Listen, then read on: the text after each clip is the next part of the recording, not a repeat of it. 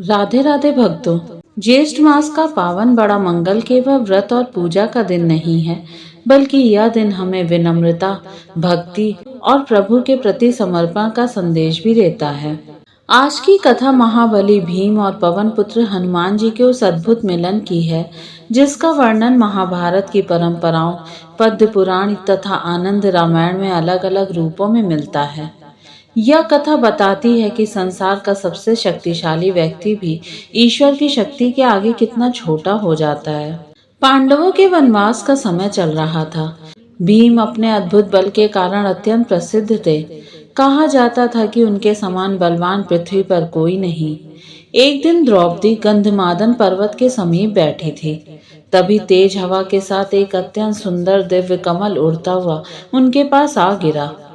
उस कमल में ऐसी सुगंध आ रही थी कि पूरा वन महक उठा। द्रौपदी ने वह कमल उठाया और भीम से कहा, स्वामी, ऐसा ही एक और पुष्प यदि मिल जाए तो मैं उसे अपने आश्रम में भगवान श्री कृष्ण को अर्पित करना चाहती हूँ। भीम मुस्कुराए, देवी, आपके लिए मैं स्वर्ग से भी पुष्प ले आऊंगा। इतना कहकर उन्होंने अपनी गदा उठाई और अकेले ही गंधमादन पर्वत की ओर चल पड़े।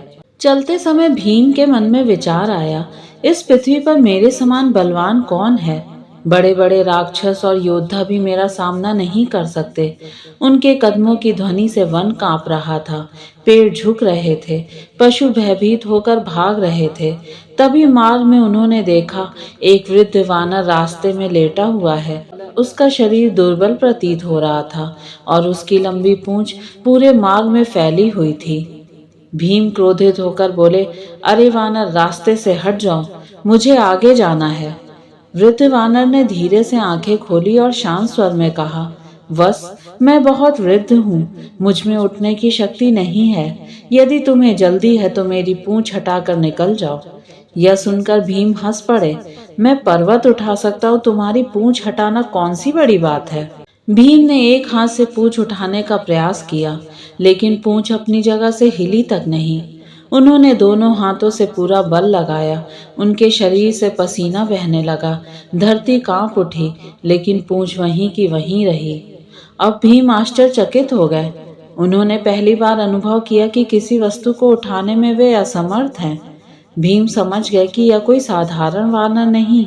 वे तुरंत हाथ जोड़कर बोले, प्रभु, कृपया अपना वास्तविक स्वरूप बताइए, आप कौन हैं? तभी वह वृद्ध वानर मुस्कुराया। अचानक उसका शरीर विशाल होने लगा। उसका तेज सूर्य के समान चमकने लगा। पूरा वन जय श्री राम के स्वर से गूंज उठा। भीम ने देखा, स्वयं पवन पुत्र हनुमान उनके सामने खड़े हैं। उनके कंधे पर स्वर्णिम गदा थी। नेत्र अग्नि के समान तेजस्वी थे। शरीर पर्वत के समान विशाल था। भीम भाव विभोर होकर उनके चरणों में गिर पड़े। प्रभु, मैं कितना अभिमानी हो गया था, मुझे क्षमा करें। हनुमान जी ने प्रेम से उन्हें उठाया और कहा, भीम, बल तभी पवित्र होता है जब उसमें विनम्रता हो। अहंकार से मनुष्य अपनी शक्ति खो देता है। फिर हनुमान जी बोले, हम दोनों ही पवन देव के पुत्र हैं, तुम मेरे छोटे भाई समान हो। यह सुनकर भीम की आंखों से आंसू बहने लगे। भीम ने विनम्रता से कहा, प्रभु, कृपया मुझे अपने श्री राम अवतार की कोई लीला सुनाइए। हनुमान जी की आंखें नम हो गईं। उन्होंने श्री राम का स्मरण करते हुए कहा, जब मैं समुद्र लांघ कर लंका पहुंचा था, तब केवल प्रभु राम का नाम ही मेरी शक्ति था। संसार में सबसे बड़ा बल भक्ति का बल है। फिर हनुमान जी ने अपना विराट रूप दिखाया। उनका स्वरूप इतना विशाल था कि पर्वत भी छोटे दिखाई देने लगे। भीम उस दिव्य रूप को देखकर कांप उठे। अंत में हनुमान जी ने भीम को आशीर्वाद देते हुए कहा, महाभारत युद्ध में जब तुम युद्ध करोगे, तब मैं अर्जुन के रथ की ध्वजा पर उपस्थित रहूंगा। मेरी गर्जना से शत्रुओं का मन कांप उठेगा। कहा जाता है कि इसी कारण अर्जुन के रथ पर हनुमान जी का ध्वज स्थापित था। हनुमान जी अंतर ध्यान होने लगे। भीम ने रोते हुए कहा, प्रभु, मुझे हमेशा अपने चरणों में स्थान दीजिए। हनुमान जी बोले, जो व्यक्ति सच्चे मन से श्री राम का नाम लेता है और अहंकार छोड़ देता है, मैं सदैव उसकी रक्षा करता हूँ। इतना कहकर वे अदृश्य हो गए। दोस्तों, ज्येष्ठ मास का बड़ा मंगल हमें यही शिक्षा देता है। बल से बड़ा विनम्रता का बल है, ज्ञान से बड़ी भक्ति है और संसार में सबसे महान नाम है श्री राम।